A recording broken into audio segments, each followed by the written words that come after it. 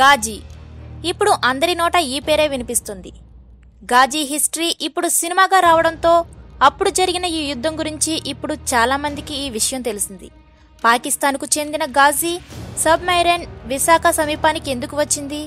విశాఖ సిటీని సర్వనాశనం చేయడానికి అని ఒకరు, స్టీల్ సిటీ ప్రాంతాన్ని నామరూపాలు లేకుండా చేయడానికి అని ఒకరు, ఇలా ఎవరికి తోచింది వారు చెప్తున్నారు. అయితే గాజీకి సంబంధించిన అసలు కథ వేరే ఉంది. అందుకే గాజీ గురించి ఫుల్ హిస్టరీని మీకు తెలియచేయాలని మేము అనుకుంటున్నాము. వివరాల్లోనికి వెళితే, భారత్ పాకిస్తాన్ మధ్య పలుమార్లు యుద్ధాలు జరిగాయి. వాటిలో కొన్నింటిని మనం చూసాం, మరికొన్నింటి గురించి విన్నాం. వాటినన్నిటిలో అయితే ఆర్మీ కాదంటే ఎయిర్ ఫోర్స్ పాత్రనే చూసాం.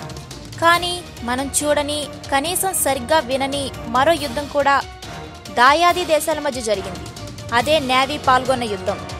అవును, ఎవరికీ కనిపించకుండా సాగర్ గర్భంలో వందలాది మీటర్ల లోతున జరిగిన ఈ యుద్ధం ఎవరికీ ఎక్కువ తెలియదు. అది విశాఖపట్నానికి అత్యంత సమీపాన జరిగిందని అసలే తెలియదు. 1971 డిసెంబర్ 3 అర్ధరాత్రి, అంటే దాదాపు 47 ఏళ్ల క్రితం ఈ సాగర సమరం జరిగింది. తూర్పు సాగర తీరంలోనికి పాకిస్తాన్ నుంచి వచ్చిన సబ్మెరైన్ గాజీని మన నావికాదళం తుక్కుతుక్కు చేసింది. అనూహ్య దాడితో సముద్రపు అట్టడుగులకు చేర్చింది. నిజానికి Ghazi target steel city Visakha కాదు.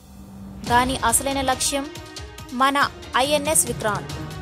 ఎస్, విమానాలను సైతం మోసుకెళ్లే ఈ షిప్ను ధ్వంసం చేయాలని పాకిస్తాన్ పన్నిన కుట్రలో భాగంగా ఇక్కడ పాదం మోపింది. 1971 నవంబర్ 14న 10 మంది నేవీ అధికారులు, మరో 82 మంది సైనిక సిబ్బందితో పాకిస్తాన్లోని కరాచీ పోర్ట్ నుంచి కథన రంగుల్లోనికి దూకిన గాజీ సరిగ్గా 20 రోజుల్లో కనిపించకుండా పోయింది. 4828 కిలోమీటర్ల దూరంలో ఉన్న ఐఎన్ఎస్ విక్రాంత్ ఒక్కదానినే కాదు, మన తూర్పు నావికాదళాన్ని మొత్తం తుదముట్టించాలన్న లక్ష్యంతో నీటిలో దూకిన ఈ జలాంతర్గామి సముద్ర లోతుల్లో నుంచి ప్రయాణాన్ని ప్రారంభించింది. కరాచీ నుంచి బయలుదేరిన 2 రోజుల్లోనే అరేబియా సముద్రంలోని బాంబే తీరానికి చేరుకుంది. అక్కడి నుంచి శ్రీలంక మీదుగా మరో 3 రోజులకు, అంటే నవంబర్ 19న బంగాళాఖాతంలోనికి ఎంటర్ అయింది. ఆ తరువాత చెన్నై సమీపానికి చేరింది. వెంటనే విక్రాంత్ కోసం వేట మొదలెట్టింది. కానీ ప్లాన్ కంటే 10 రోజులు ఆలస్యంగా చేరడంతో అనుకున్న పని చేయలేకపోయింది. ఎందుకంటే అప్పటికే విక్రాంత్ నౌక అక్కడి నుంచి అండమాన్ సమీపానికి చేరిపోయింది. అయితే అప్పటికే గాజీ ఎంట్రీని గుర్తించిన మన నేవీ దానిని ఢీకొట్టేందుకు ప్లాన్లు వేసింది. కానీ దాని గురించి పూర్తిగా తెలుసుకుని డేలా పడింది.